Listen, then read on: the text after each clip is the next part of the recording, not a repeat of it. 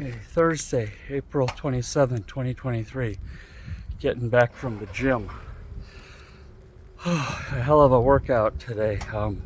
It's strange, when I get up in the morning, I don't want to go. And then, I get there, okay, I'm a little bit more motivated. And then you get on the treadmill, first 5 minutes, like, okay, I'm just going to do 10 minutes today, and then you get like 5-10 minutes into it. So yeah, around the first 5 minutes, you don't want to be there. And then around 10 minutes into it, like, okay, I can go 20. And by the time you hit 15 minutes, you're like on a runner's high. And then you don't want to stop. And I have to usually hold back at 30 minutes because I have other things to do in the workout. And you want to keep your workouts, generally, it's a myth to work out 2 hours a day and all this kind of thing. You generally want to keep your workouts around 45 minutes, even 40 minutes altogether. I mean, yeah, you run 30 minutes and then you do some circuit training on the weights. And you only need to do like 4 or 5 weight exercises. So I do like a leg press, and then they have this hip adduction machine or something. It's a Nautilus machine to work your inner and outer thighs. It gives you better balance. It's actually a really good machine. It's very underrated. I'm surprised I found it here in Lviv, because Nautilus is like a very niche brand now. It used to be big in the 70s and 80s, but they actually have a Nautilus machine here in Lviv, and it's old. I mean, this guy must really know his equipment who runs this gym to find this and buy this machine.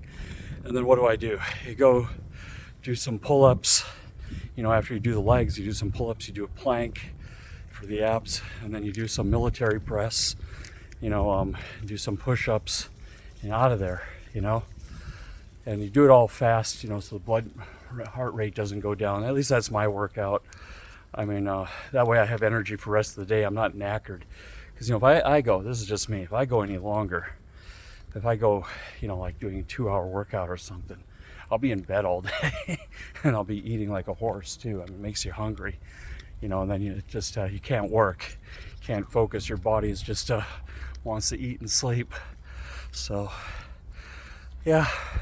So yesterday we were working on the Hugo the Parrot project, getting the website up, and it's mostly done. And then we have to do a Croatian translation, do a few updates, and we decided to go with Solana. We were looking at 3 technologies. We were looking at Matic or Polygon, Solana, and then Dogecoin network. And I'll run through all 3 of them. So Matic Polygon has a lot of fees, but it's hard to get in touch with them. They've gone kind of the corporate route. And we're working with one client in England, and we suggested Polygon Matic is their client, we're like a subcontractor to them, is a higher profile business. So that seems to be the safe choice. It has a good brand. They are more structured for these large corporate projects like Starbucks, Reddit. I believe Disney is on there. There's several big names on Polygon. Who else? I think Nike, Adobe. Yeah, there's like some really substantial names on there. They also absorbed Immutable X, or did a partnership with Immutable X for gaming. So that's interesting. But for a smaller project like Hugo the Parrot, we want to keep the fees down, and we need the buy-in of the token community, to make the project successful. So Solana has these communities, they're usually working around an NFT project, and then that's like, you buy that NFT, you become a member of that community, you're into some privileged chats and what have you. And like we were discussing, NFTs can be used like a membership card. So we have to work our way in there. We did get feedback from Solana, so I'm talking to 2 people, one who's officially involved through Super Team with Solana, and another who worked with them, and he was giving me some advice yesterday about how to do the community building and how these token drops and everything work within Solana. So we got some reception there, and that's probably why we're choosing them. I was looking at Dogecoin network, because they actually have a layer 2 over the Dogecoin, which is like basically Bitcoin. It's I think it's a fork. It's very old.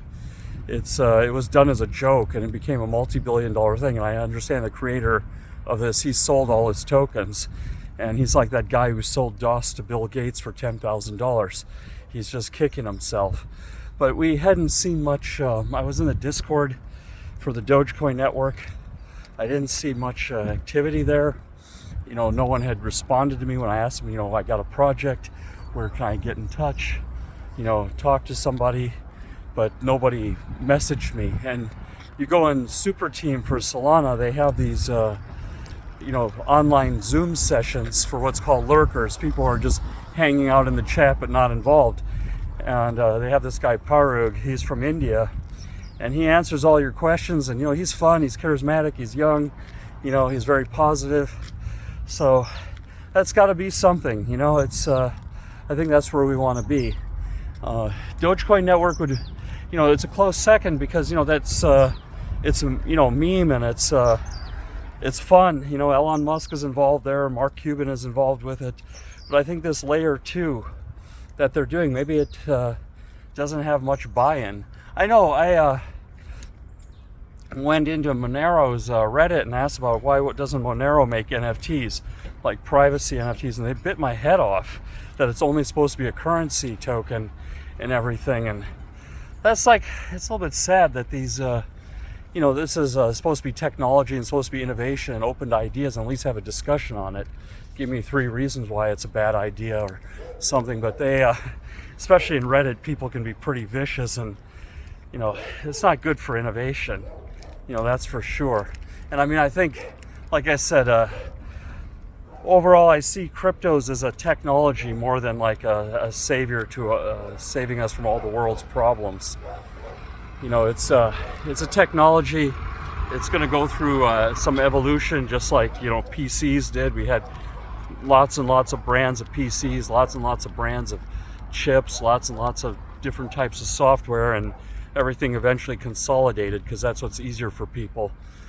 People like to do what they're familiar with. That's why Walmart flourished in America. Everyone understands what they get, or McDonald's. Everyone understands what they get when they go there. Of course, there's always people who like to try new things, and there's always room for that.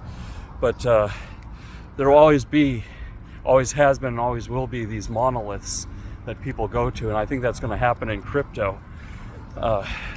It already looks like it's consolidating. Ethereum has 8,000 devs, and when they go full proof of stake, where their fees are lower and everything, that might even put Polygon in trouble, or maybe Polygon and Ethereum will merge.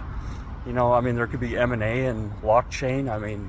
We saw Helium go over to Solana. So we are kind of seeing this Web3 M&A going on, where things are just now starting to, like you have all the small things that are out there start grouping together for, safety and numbers type of thing. So, but back to our choice with Solana. I think it's a good one. Things have been quiet. Solana is in the top 10 tokens. The FTX, I think, I've been following. It looks like they're in a bankruptcy, which is not always a bad thing. And then usually the judge gives them time to reorganize, restructure. They're putting Sam Bankman-Fried in jail, so they've kind of separated him from the company. So it doesn't look like the company will go down.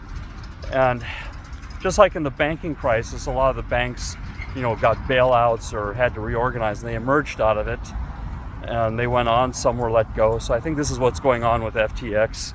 They essentially bailed out USDC. When the Silicon Valley Bank went down, they essentially bailed out the holders, and the USDC recovered and got its peg back. So I'm mildly optimistic that Solana will come back. There's these time lock bags of Solana, that FTX was holding, that they could release a bunch next year, I think, or in 2 years, and in a few years after that they could release more. And that was like a huge amount of the Solana supply. And everyone was afraid that was just going to hit the market all at once. And that hasn't been totally resolved. But it's looking like they're resolving this FTX. And even the FTX token had shot up, I think, some weeks ago in one day. But how do you get ahead of that? You got to have inside information, because it is highly risky. You don't want to be putting any more than a few $100s, and on that. And so it's pretty tough. It's better to make your money slowly, as Warren Buffett says. Just find some good things and put in money in there, and it grows, and you enjoy your job, enjoy what you're doing every day, enjoy your family, instead of looking for this like one. You might, if you spread your bets out, but don't think about it too much. It's like fishing. You may get lucky, but don't make that your business plan in life. Just see that as a bonus if it happens. Like if you've got into Peppy Coin or something, so that's all I can say. But yeah, for Hugo the Parrot, I think the Solana community would be good. Now we have to build some roads into 3 communities, like work with a parrot charity organization, get their buy-in, get some validation from them that, I can assure you this is a legitimate project. And but it'd be helpful from a community building perspective that we are working with some established organization, and then start working with the Solana people and get buy-in from those various communities, so that we can have a successful launch and put up a foundation. And I think it would be fun. I actually enjoy this kind of work. It's I like this sort of thing. We wanted to do this with Tractor and Tanks, but we never found like this body of followers, or someone who could bring us users and followers, and so we knew it would just flop, so we put that on hold until the markets turn around and until we grow our company and have our own following, what have you. But I tell you what, marketing, I thought development was hard and building tech was hard. Marketing is like something else. Marketing is on another level, like how to get these followers. Now I understand like why these companies are worth billions of dollars that are only like basically websites or apps, because once you have followers you can sell them anything. It's like Kim Kardashian, she can sell cosmetics or real estate or NFTs, so it's quite powerful. If you're someone that can get people, like masses of people, and hold their attention, that's a superpower. It's along the lines of writing a killer app, probably even more, because you need to make your app killer, you need people to pick it up and adapt to it. So yeah, it's been a real learning experience with this new business. To do IT stuff. You would think, you just run some ads and people call you, because it's so high in demand. But the problem is every year there's like hundreds of millions of new people added to the planet, and a bunch of them take up IT. And so the only thing you need is a website and a email address, and look at Fiverr and you're good to go. So the only way you can differentiate yourself is like communication skills, ability to understand the clients and giving good service. But it is a tough business. It comes in waves though too. If Bitcoin starts breaking 35, I thought 25 was the magic number, but it's looking more like it's a hard slog between 25 and 35. Now this is not financial advice, but I imagine when it breaks 35, whenever that happens, the momentum will come back and maybe the phone will start ringing again. We'll see. But anyway, this is all I got. Got to get to work. Got to do some things today. So take care and bye-bye.